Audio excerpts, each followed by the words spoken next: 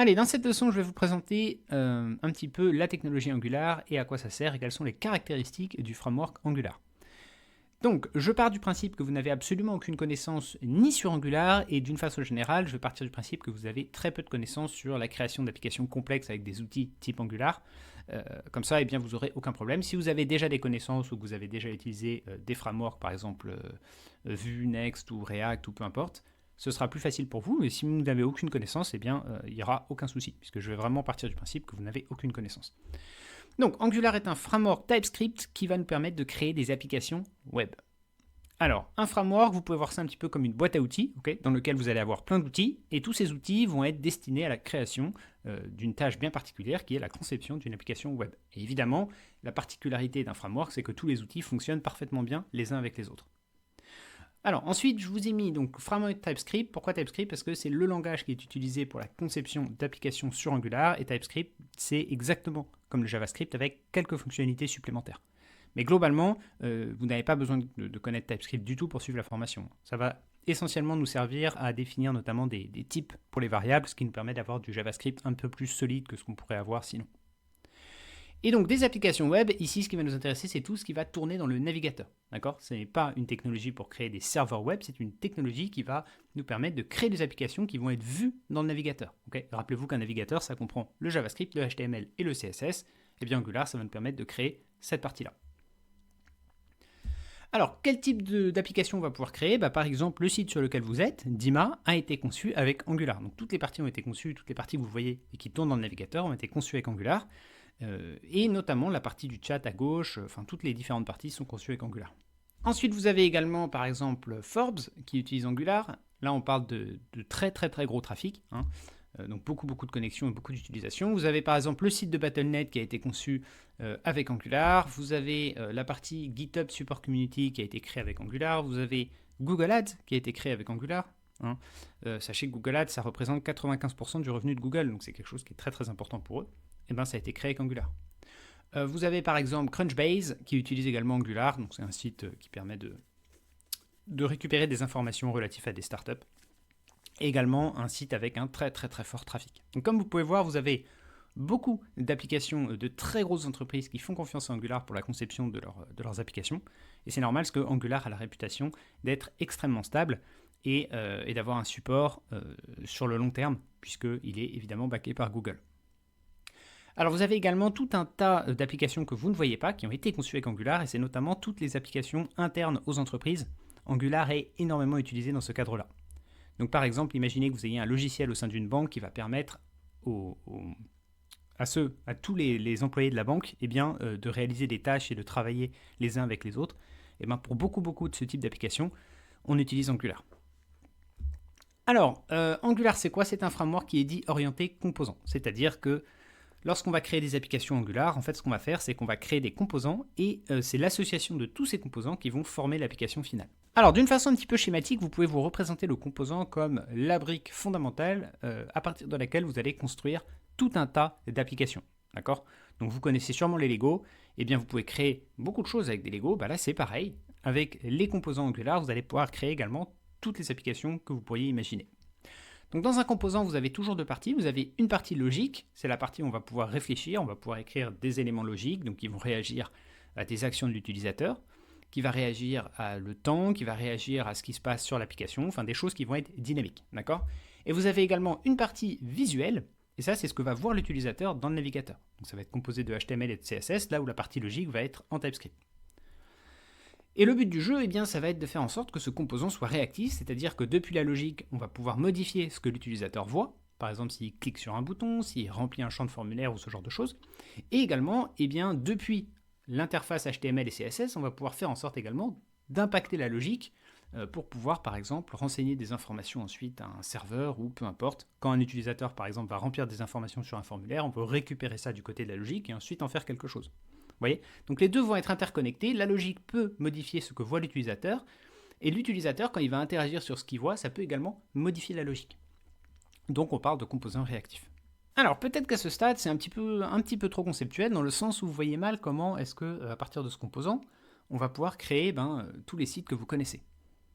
En fait, si on réfléchit bien, n'importe quel site va être à peu près composé de la même manière. Vous allez retrouver différents éléments sur un site, vous allez retrouver une partie en haut, une barre de navigation, vous allez retrouver une partie centrale au milieu, vous allez avoir des barres à gauche, à droite, vous allez éventuellement avoir ce qu'on appelle un footer, c'est-à-dire tout en bas de la page, il y aura également une partie avec des liens, ce genre de choses. Bon, maintenant vous êtes probablement assez familier avec les applications web. Et globalement, eh bien, chacune des parties d'un site internet qui est construit avec Angular, va en fait représenter un composant. Donc si je prends une page web, quelle que soit la page web, vous allez donc avoir le header qui va être un composant Angular. Vous aurez la partie centrale, par exemple si on est sur un journal, eh bien, la partie centrale sera le newsfeed ou un réseau social, et vous auriez toutes les informations, soit des utilisateurs qui postent des choses, soit des articles de journaux, soit peu importe.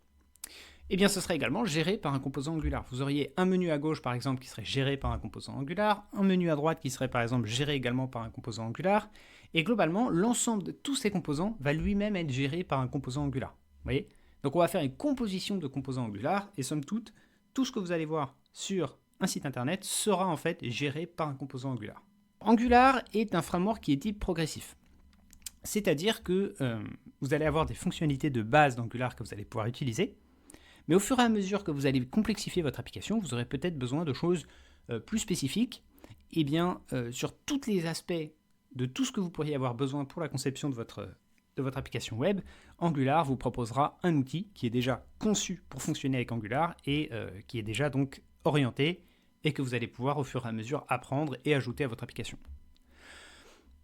Donc je m'explique, je vais vous présenter un petit peu tout l'écosystème Angular, vous allez voir qu'il y a énormément de choses. On va y aller étape par étape, on va déjà présenter toutes les fonctionnalités de base et au fur et à mesure qu'on va avancer, évidemment, on présentera toutes les autres fonctionnalités qui vont vous permettre de créer des applications extrêmement complexes. Donc vous avez évidemment toutes les fonctionnalités de base qui vont être regroupées dans le cœur du framework et ensuite vous allez avoir tout un tas d'autres packages, si vous voulez, ce qu'on appelle dans Angular des modules, mais vous pouvez voir ça un petit peu comme des fonctionnalités que vous allez pouvoir greffer sur votre application Angular.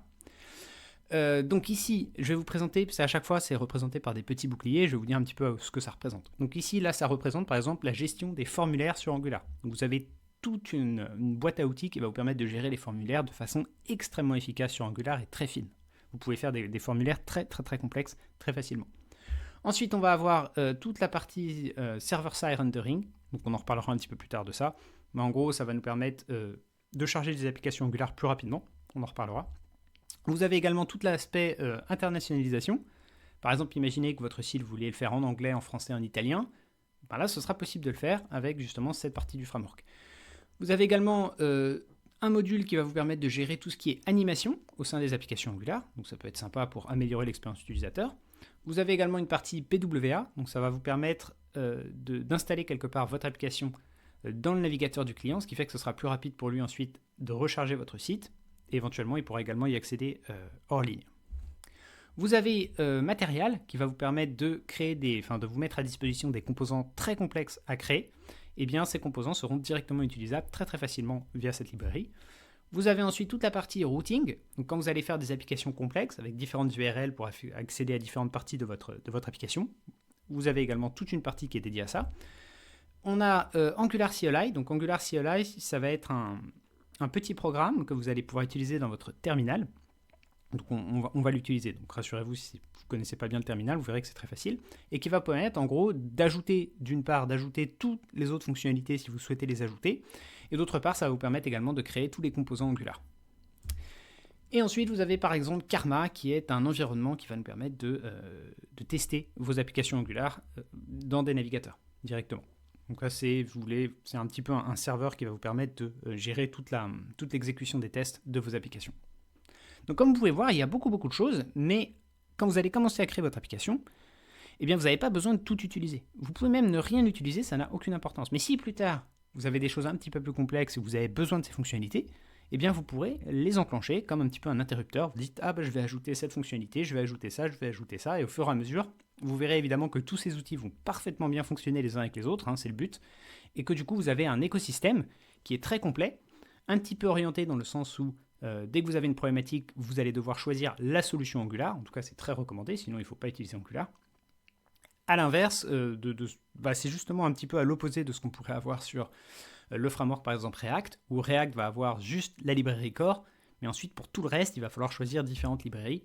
Voilà, donc c'est un petit peu différent. Là où Angular propose toutes les librairies lui-même, et bien sur d'autres frameworks, ça va être des librairies qui vont être créées par d'autres personnes tierces. Ok, allez, c'est à peu près tout donc pour cette première présentation d'Angular. Dans la leçon suivante, on va parler des différents types d'applications Angular qu'on va pouvoir créer et on va apporter quelques nuances.